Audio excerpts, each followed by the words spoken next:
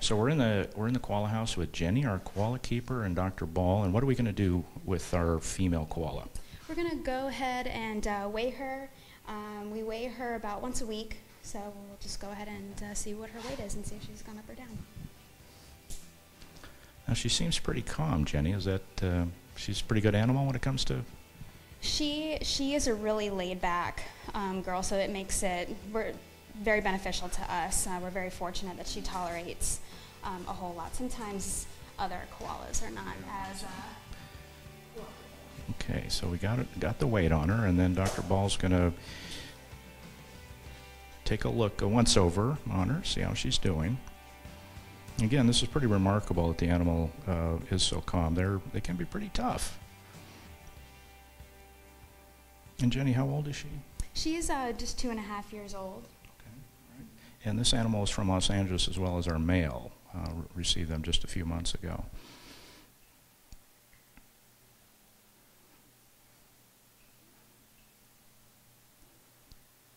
The nice part about this is we can do this as frequently as we like because they are so tractable. It makes it much easier on the animal, less stressful. Of course, the staff then can keep track of weights and conditions very easily this way. And it just works out very well.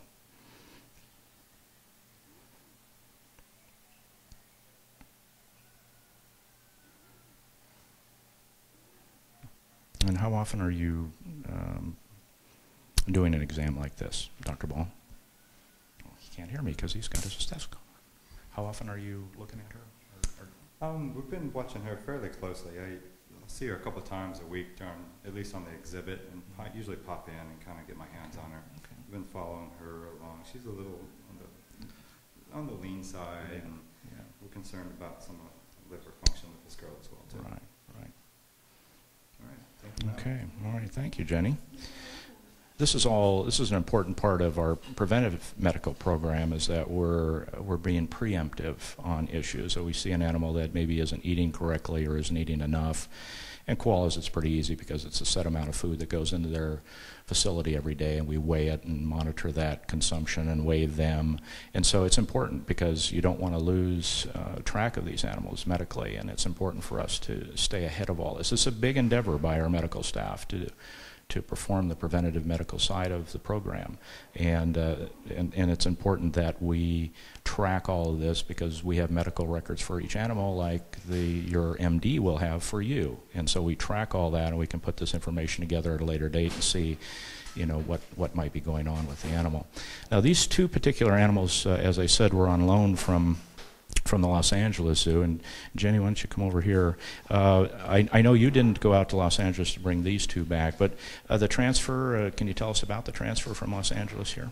It went really smoothly. These guys, like I said, with Kirhai, their personality, they're very tolerant, so it went very smoothly. I think probably Kirhai ate along the way. So usually they don't want to eat; they just want to, sit and try to be as aware as possible of what's going on. But very relaxed, very smooth.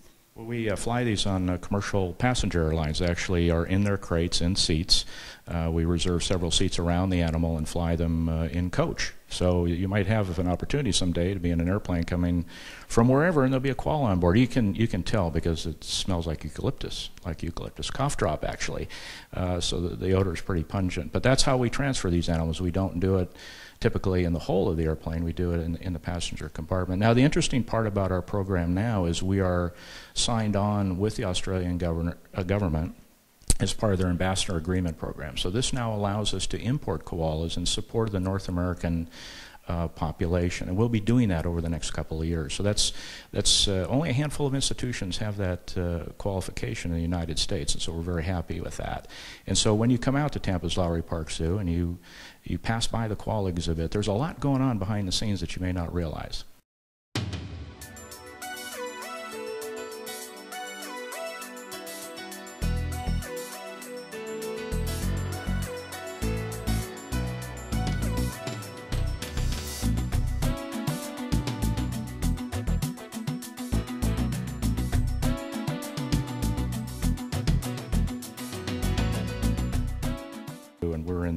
surgery suite right now working on a squirrel monkey. Doctor, can you tell us what you're doing?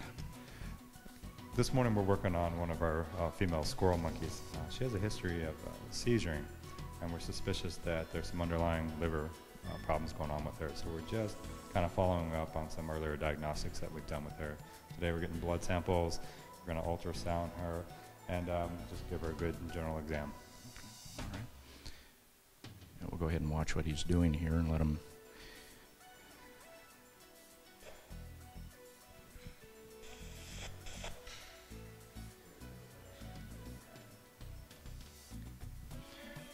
Take a look at her liver here. You can see she's got some white scars and some nice spots there. So there's some areas, could be fibrosis, cirrhosis, some old areas of degeneration, but probably not normal, healthy, functional liver.